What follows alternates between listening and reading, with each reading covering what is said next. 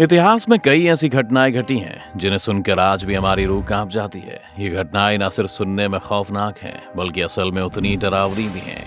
कई बार शुरू हुआ जिंदगी का ये सफर मौत में कब बदल जाता है पता ही नहीं चलता। ऐसी एक घटना 22 दिसंबर 1964 की रात को घटी, जब एक तेज साइक्लोन की वजह से पूरी की पूरी ट्रेन समुद्र में समा गई। उस रात 653 नाम की पम्बन से धनुषकोटी के लिए चलने वाली ये ट्रेन अपनी डेस्टिनेशन तक पहुंच नहीं पाई। इसमें सवार सभी 115 पैसेंजर्स को भी अपनी जान बचाने का कोई मौका नहीं मिला था। ये भारत के इतिहास में ट्रेनों के साथ हुए सबसे दुखद हादसों में एक था। आइए जानते हैं उस रात ऐसा क्यों हुआ था। दोस्तों, जहां तक धनुषकोडी की बात है तो ये तमिलनाडु के पूर्वी तट पर लोगों के घूमने की एक ऐसी जगह है जिसे देखने के लिए दूर दूर से लोग खींचे चले आते हैं, और ये हिंद महासागर से घिरा हुआ है। लेकिन 22 दिसंबर की रात को हुए ट्रेन हादसे में सवार लोगों ने कभी सोचा भी नहीं होगा कि कुछ वक्त बाद कुदरत की बनाई एक ऐसी आफत आने वाली है जिसे पार कर पाना किसी इंसान के बस की बात नहीं है। क्योंकि उस रात धनुषकोडी गांव के लोगों पर वो कहर बरसा जो आने वाले कई सालों के लिए यहाँ मौजूद खूबसूरत सी जगह को हमेशा के लिए एकदम वीरान कर गया। इस पूरे इंसिडेंट को जानने के लिए थोड़ा पीछे चलते हैं। ये बात उस समय की है जब पम्बन से धनुषकोडी के बीच एक डेली पैसेंजर ट्रेन चलती थी। मौसम विभाग ने 17 दिसंबर को भारी बारिश की चेतावनी जारी की थी, लेकिन किसी को भी इस बात की उम्मीद नहीं थी कि वो मामूली सा दिखने वाला तूफान इतना खतरनाक हो जाएगा।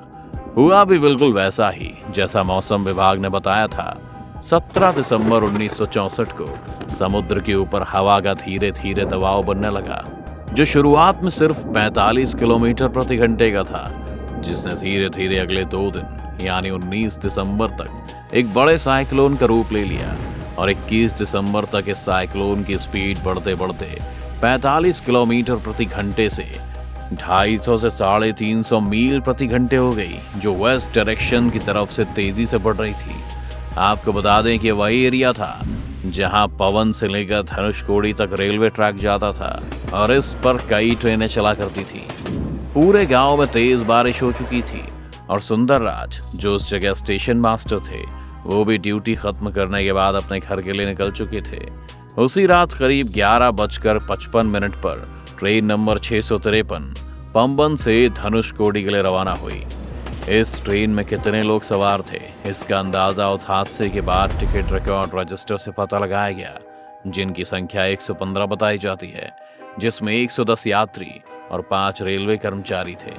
अब पम्बन से चलने वाली ट्रेन नंबर 653 115 लोगों को लेकर आगे बढ़ी थी कि साइक्लोन ने तांडव मचाना शुरू कर दिया। ये ट्रेन पम्बन पुल पर कुछ ही दूर पहुंची थी कि समुद्र से उठी 25 से 30 फीट ऊंची लहरों ने इस ट्रेन को जोरदार तरीके से टक्कर मारी और देखते ही देखते सभी पैसेंजर समेत ये ट्रेन समुद्र में जा गिरी। आपको बता दें कि एक ट्रेन का वजन 130 टन के आसपास होता है, जिसे हिला पाना या रेलवे ट्रैक का गिरा पाना आसान काम नहीं होता। वैसे तेज तूफान और समुद्र में उठती तेज लहरों के बीच डूबने के बाद भी किसी के पास इस दुखद हादसे से बचने का कोई मौका नहीं था। ऐसा कहा जाता है कि घटना स्थल पर मौजूद लोगों ने देखा था कि जब 653 नंबर की ये ट्रेन धनुषकोडी की ओर बढ़ रही थी तो लोको पायलट ने समुद्र की चलती तेज हवाओं को देखकर ट्रेन को कुछ देर के लिए रोक दिया था। वैसे कुछ लोग ये भी मानते हैं कि शायद इसकी वजह खराब मौसम भी हो सकता है, जिसकी वजह से लोको पायलट को सिग्नल मिलना बंद हो गए हों। लेकिन तूफानी रात में पम्बन नाम के ब्रिज को पार करना इस ट्रेन में सवार लोगों के लिए मौत की वजह बन गया। ये साइक्लोन कितना तेज था, आप इस बात का अंदाजा उस रात आए तूफान के बाद हुए नुकसान से लगा सकते हैं, जिसने पूरे धनुषकोडी गांव को तबाह करके रख दिया। ऐसा कहा जाता है कि इस तूफान में लगभग 50,000 लोग मारे गए थे। इसके बाद किसी ने भी इस गांव में दोबारा बसने की हिम्मत नहीं की।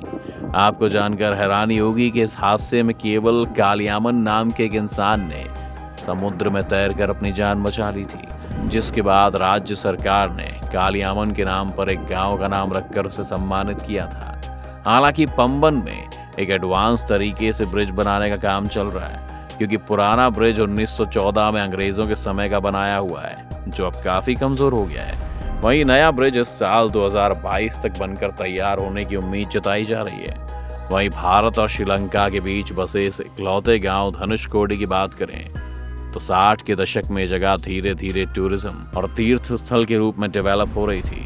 यहाँ से श्रीलंका की दूरी सिर्फ 18 मील है और जो लोग इस जगह जा चुके हैं वो धनुषकोडी की सुंदरता से भली भांति परिचित होंगे। लेकिन गांव के उजड़ जाने के बाद यहाँ आने वाले लोगों को एबनॉर्मल एक्टिविटीज महसूस होने लगी थी। यहाँ आने पर उन्हें अपने आसपास किसी की मौजूदगी का आभास होता था, जिसके बाद दिन पर दिन ऐसी बढ़ती घटनाओं को देखने के बाद इसे हॉन्टेड कहा जाने लगा। आसपास रहने वाले लोगों का मानना है कि उस रात पूरे गांव के उजड़ने के बाद यहाँ आत्माओं का वास हो गया जो आज भी वहीं रहती हैं। कई लोगों के डरावने एक्सपीरियंसेस के बाद तमिलनाडु सरकार ने इस पूरे गांव को हॉन्टेड डिक्लेयर करने के साथ ही रहने के लिए अनफिट भी घोषित कर दिया और इसके बाद यहाँ लोगों के रहने पर हमेशा के लिए पाबंदी लगा दी गई। इतना ही नहीं, यहाँ देश और दुनिया से घूमने आने वालों को रात होने से पहले हर हाल में लौटने की सलाह दी जाती है। वैसे आपको बता दें कि लोगों में फैले डर की वजह से कई सालों तक यहाँ कोई आता जाता नहीं है, लेकिन सोशल मीडिया पर देखकर लोग जैसे तैसे इसके बारे में जान रहे हैं। अब लोगों का धीरे धीरे इस जगह पर आना शुरू हो जा रहा है। पिछले कुछ सालों से केंद्र सरकार भी इस जगह को टूरिज्म से जोड़ने के लिए लगातार प्रयास कर रही है। ऐसा भी कहा जाता है कि अंग्रेजों के समय में धनुषकोडी एक बड़ा शहर हुआ करता था और रामेश्वरम को एक छोटे से गांव के रूप में पहचाना जाता था। उस समय यहाँ से श्रीलंका के लिए कई नाव चला करती थी और पड़ोसी देश जाने के लिए किसी तरह के पासपोर्ट या किसी चीज की जरूरत नहीं होती थी। उस वक्त श्रीलंका जाने के लिए नाव का किराया 18 रुपए हुआ करता था और ये बिजनेस पॉइंट ऑफ व्यू से आने जाने का सबसे बड़ा मीडियम था। साल 1897 में जब स्वामी विवेकानंद अमेरिका से श्रीलंका होते हुए भारत आए थे, तब उन्हें धनुषकोडी काफी पसंद आया था। भूतिया गांव बनने से पहले धनुषकोडी में railway station, hospital, post office से लेकर कई गवर्नमेंट ऑफिसेज भी हुआ करते थे। कई साल बाद धनुषकोडी बस स्टैंड के पास इस दुखद हादसे में मरने वाले लोगों की याद में एक स्मारक भी बना हुआ है। तो दोस्तों, अगर आपने जगह देखी है या इसके बारे में आपके पास पहले से और जानकारी है तो चैनल को सब्सक्राइब करने के बाद कमेंट करके जरूर बताएं और ऐसे ही शानदार वीडियो देखने के लिए बेल आइकन जरूर दबाएं।